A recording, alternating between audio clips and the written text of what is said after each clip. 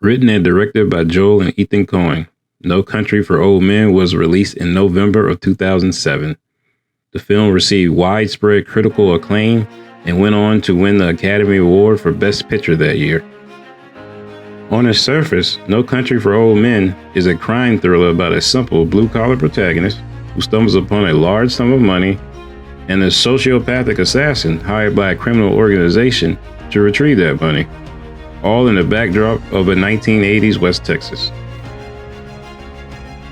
Just to watch the character of Llewellyn Moss, portrayed by Josh Brolin, engage in an intense game of cat and mouse against Javier Bardem's iconic embodiment of evil, the assassin, Anton Chigurh, is compelling to watch in his own right. But the core themes and soul of the film are exemplified by Sheriff Ed Tom Bell, played by veteran actor Tommy Lee Jones. Sheriff Bell, throughout the film, delivers poignant lines and accounts, illustrating his feelings that the world may be passing him by, that the ideals and moral codes of a romanticized past may not apply anymore. A new form of evil has emerged that he is no longer equipped to handle. The world is evolving and he is a man frozen in time, whose way of life is losing its relevance. He is too weary to adapt to the changing time, but he knows and acknowledges he cannot fight the future. As the film accurately states, you can't stop what's coming. I was sheriff of this county when I was 25 years old. Hard to believe. Grandfather was a lawman. Father, too. Me and him were sheriffs at the same time, him up in Plano and me out here. I think he's pretty proud of that. I know I was. Some of the old-time sheriffs never even wore a gun. A lot of folks find that hard to believe. Jim Scarborough never carried one. That's the younger Jim. Gaston Boykins wouldn't wear one up in Comanche County.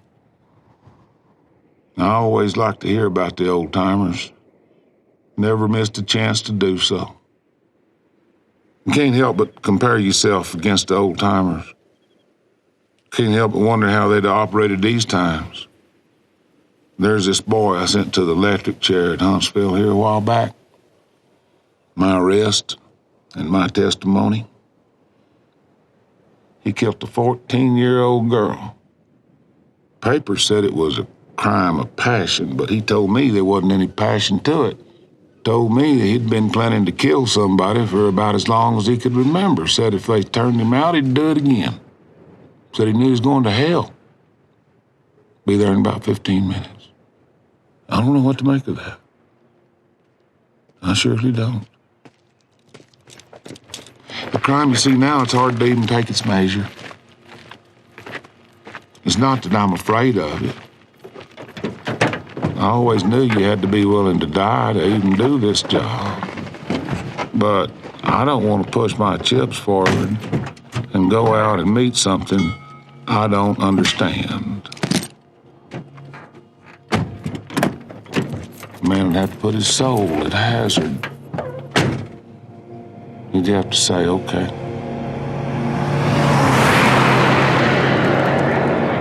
I'll be part of this world.